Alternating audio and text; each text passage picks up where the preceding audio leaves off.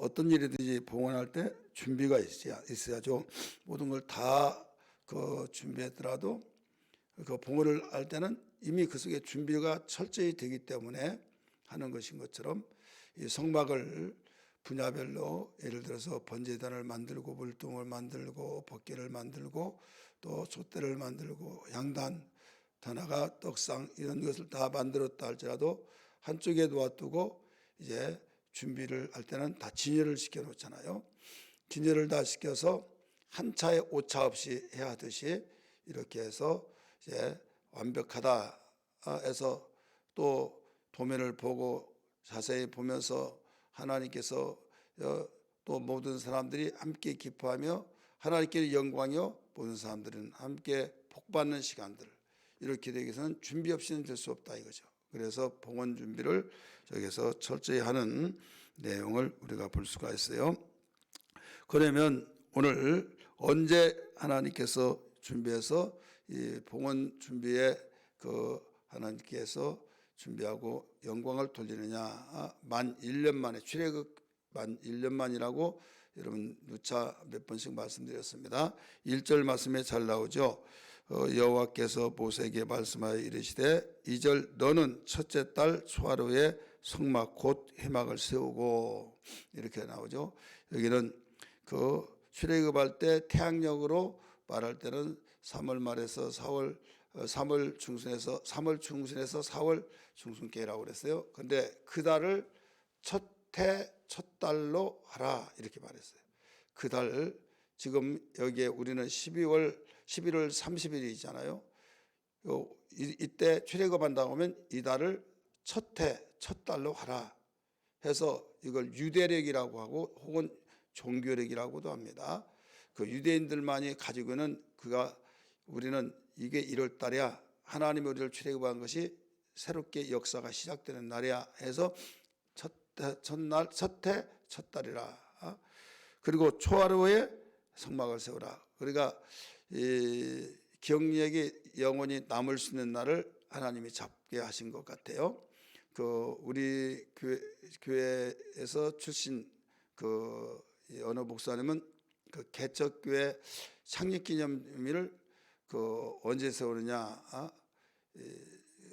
3월 1일인가 이렇게 세웠어요. 그래서 그날을 3.1절 독립운동하는 날이잖아요.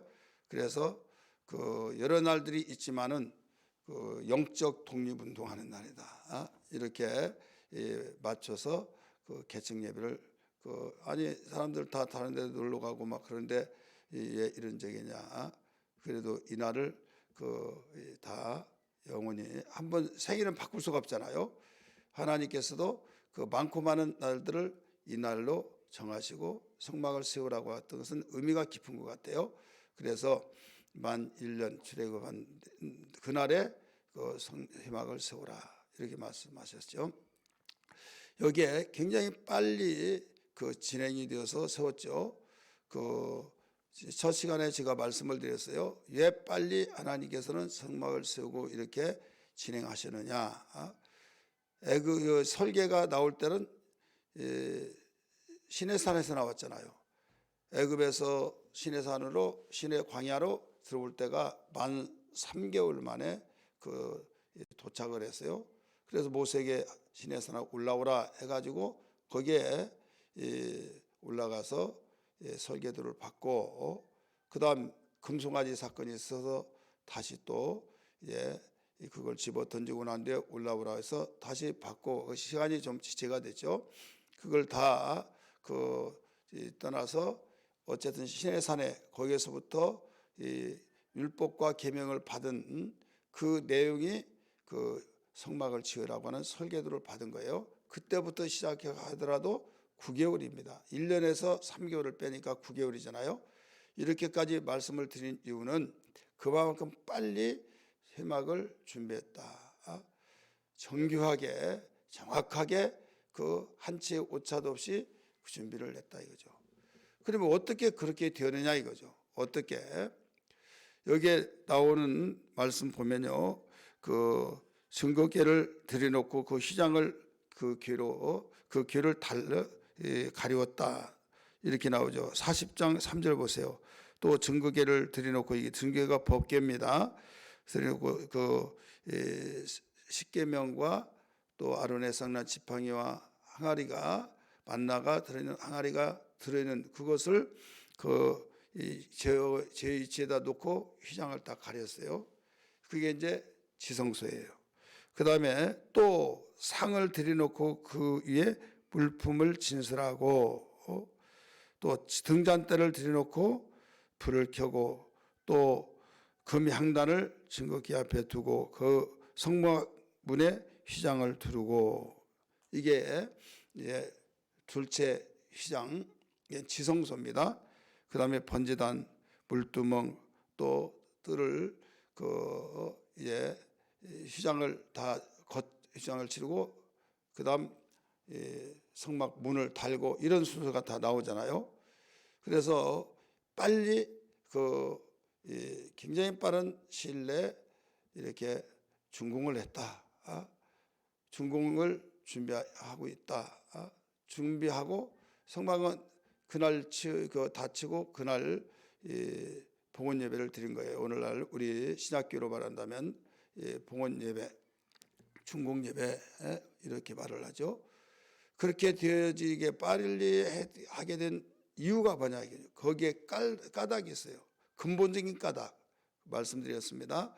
근본적인 까닭은 그 애굽 문화를 가지고 이스라엘 백성이 살게 되었죠.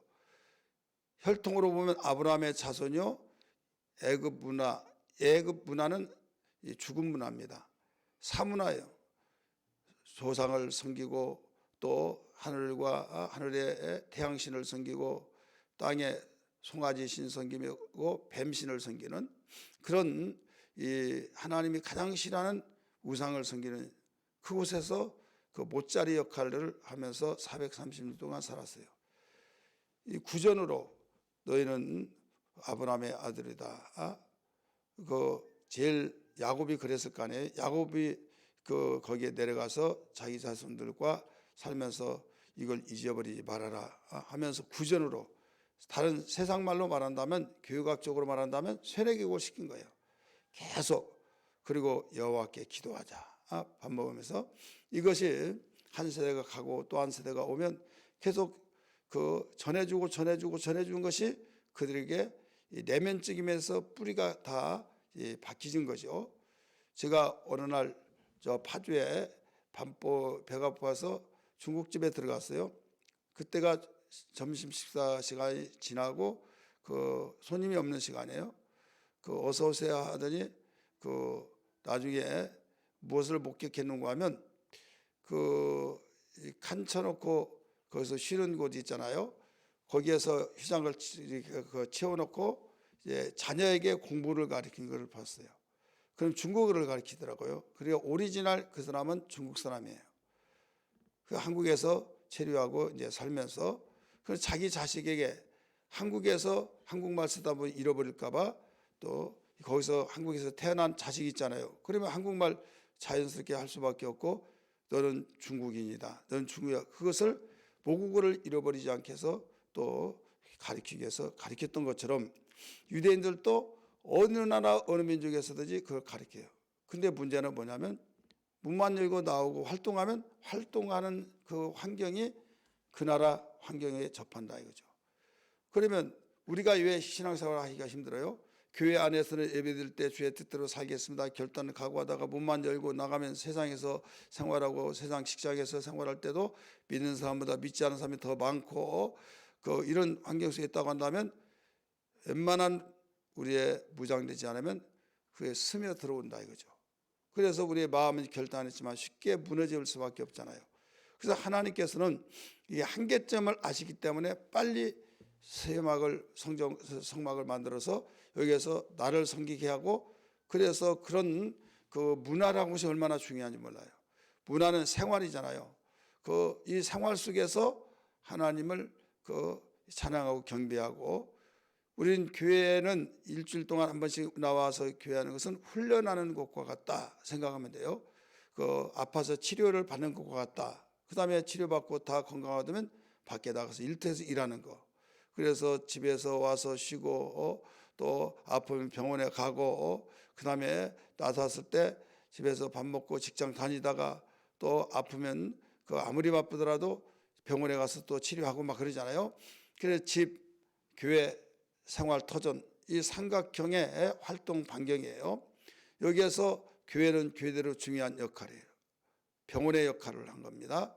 그 다음에 공부하는 그 역할을 합니다. 마음에 잘못된 거 흐트러진 걸 무장하는 단계입니다. 그 마음을 가지고 또 사회생활을 하죠. 집에서. 이 세 가지의 너희는 세상의 빛이라고 했으니까 어둠 속에 빛을 비추잖아요. 그래서 집에서도 빛을 비추고 또 직장 생활에서도 빛을 비추어서 빛은 항상 정복당하지 않습니다. 빛은 어둠을 뚫고 가는 거지 하나가 될 수가 없어요. 빛하고 어둠이 하나 될 수 없잖아요. 빛이 가기만 하면 어둠은 사라져요. 물러갈 수밖에 없어요. 이 역할을 우리에게 주님 말씀하셨어요. 나는 세상의 빛이라 하시고 당신을 믿고 사는 우리들에게 너희는 세상의 빛이라 말씀하셨잖아요. 우리에게 빛이라고 하는 것은 주님을 모셨기 때문에, 빛 대신 주님을 모셨기 때문에 너희는 세상을 비치는 빛이다. 이걸 일러주신 거예요. 이렇게 해서 변화되는 삶이 되어야 하는데 변화가 안 된 이유는 우리가 빛의 역할을 잘 못하고 있기 때문이다. 그래서 하나님은 이걸 잘 아시기 때문에 성막을 일찍 짓고 거기에서 훈련을 시켜서 이제 역할을 잘 감당하기 위해서 하신 거예요. 오늘날도 마찬가지요. 이렇게 빠른 이 성막을 지키게 된 이유가 뭐냐, 이것을 알고 우리는 하나님의 의도가 정말 하나님 말씀으로 무장되기를 원하신구나, 이걸 알아야 될 줄 믿습니다. 그러면 이렇게 빨리 그 성막을 건축했던 거기에는 까닭이 있어요. 그 이유가 있는데 많은 사람들을 동원했죠. 많은 사람들을 동원해서 지혜를 다 동원하고 자원한 사람 다 동원했어요. 그 다음에 서로의 뜻이 하나님의 뜻에 맞춰서 그 열심으로 일을 하면서 화목했기 때문이다. 많은 사람이 동원했다. 이것은 성전을 지어가는 나 혼자만 되어진 것은 아니다. 우리가 서로 연합하고 우리가 여기에 건축하는 것도 뼈대만 세워놓고 성도들이 다 같이 했어요. 타일을 붙이는 것도 화장실 칸 막는 것도 인테리어도 어설프지만은 또 바닥에 그냥 시멘트로 이렇게 아스콘을 쳐서 깔 수도 있지만은 그렇게 하면 나중에 보수공사가 힘들다 해가지고 거기에 이 벽돌 한 장에 3.5kg 나갑니다. 굉장히 두꺼워요. 그래서 그 어느 권사님은 다 팔목이 다 지금까지 막 시큰시큰해요. 이 주님의 몸된 교회를 사랑하는 흔적이 남았어요. 그리고 이제 돈이 없어서 헌 것을 앞에다 깔았는데 그 나중에 하나님의 인도하심 속에서 새 것이 와가지고 뒤에다 깔다 보니까 여기는 얼굴인데 해가지고 다 걷어내고 다시 깔고 막 이런 일들을. 그런데 어떻게 이렇게 했느냐, 많은 사람들이 동원했다 이거죠. 근데 아무리 많은 사람이 동원했더라도 뜻이 맞지 않으면 안 되는 거예요. 한참 해놨더니 이거 잘못됐다고 하고 왜 이렇게 하는가 모르겠다고 투덜투덜하면서 그렇게 그대로 나가면 나하고 마음에 안 맞다고 하면 안 해버리면 여러분 많은 사람이 동원되어도 일을 빨리 할 수가 없잖아요. 여기에는 많은 사람이 동원됐다. 이것은 성전을 건축하고 우리가 봉헌 예배 드리기까지는 많은 사람이 우리가 함께 해야 된다. 그 다음에 마음이 일치가 되었다. 일치가 되었다고 것은 한 마음이 되었다. 그 다음에 여기서 화목하게, 힘은 들지만은 화목하고 재미있고 뜻이 맞으니까 즐거운 마음으로 하는 거예요. 그래서 빨리 하게 됐다. 이게 첫 번째 이유입니다. 두 번째는 모세를 통해서 하나님의 계시를 다 받게 됐다. 하나님이 모세에게 명령했잖아요. 이때 그 명령을 따라 했다. 그러니까 모세가 우리에게 말씀하시긴 하나님이 우리에게 이렇게 하라고 했다. 거기는 이유가 없다 이거죠. 하나님이 하라고 하는데 무슨 이유가 있겠습니까? 그래서 성경에 보면 계속 모세에게 명령하신 대로 하니라, 모세의 명령하니라, 이런 말이 출애굽기에 어마어마하게 많이 나옵니다. 이 39장만 하더라도 9번이 나와요. 40장에도 8번이 나옵니다.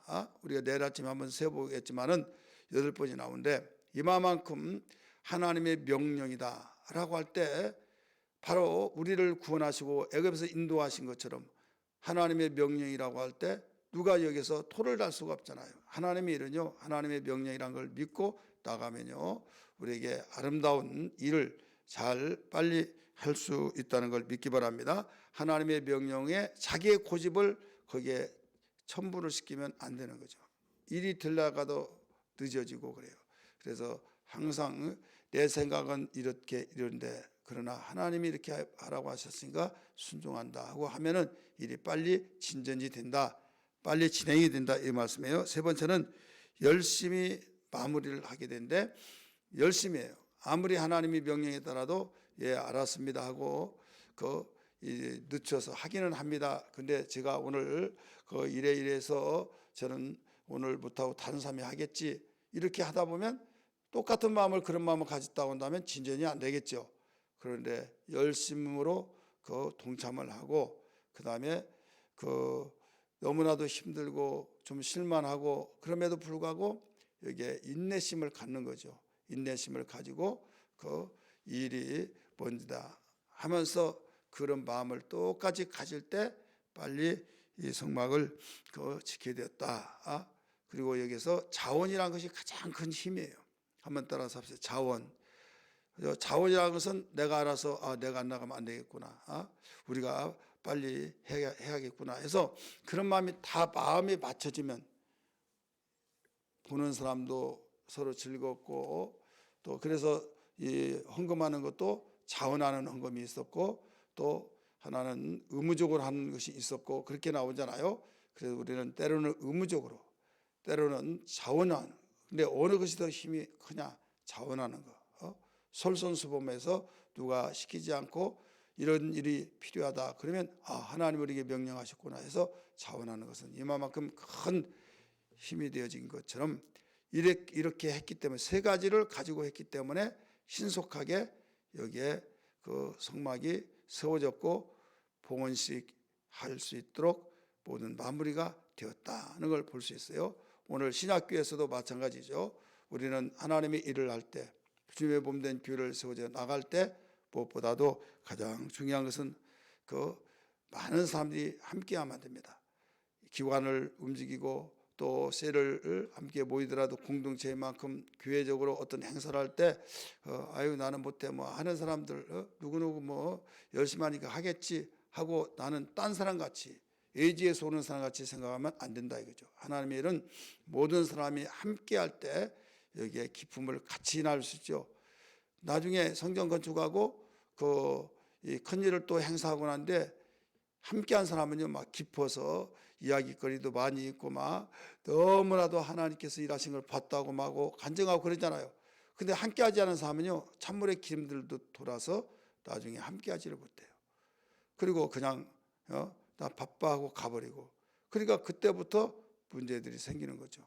그래서 하나님은 같은 우리 많은 사람이 동원하기를 원한다. 하든 못하든 거기에 옆에 앉아 있어 주기만 하도 힘이 생긴단 말이 있잖아요. 못한 그분은 일을 못해요. 그러면 거기에서 지혜스럽게 수고한다고 하고 나는 일을 못해가지고 미안하지만 음료수 좀 이걸로 대신할 수 없지만 내 마음이에요 하면서 그런 분위기가 또 부드러워지잖아요.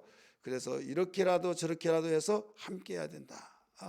그리고 거기에 뜻을 맞추면서 우리 열심을 가지고 한 일치가 되어지고, 이것은 구약 성전을 건축해서 봉헌 예배 드리기까지 이렇게 했듯이 신약교회에서도 똑같다. 원리는 따라서 구약 성도들의 신앙 행위나 신약 성도 신앙 행위나 원리는 똑같다. 원리는 똑같아요. 그래서 꼭 이 원리를 우리 잊지 말고 함께하여서 하나님께 드려질 때 하나님이 받으시는 봉헌자들이 되어야 될 줄 믿습니다. 할렐루야. 기도하겠습니다.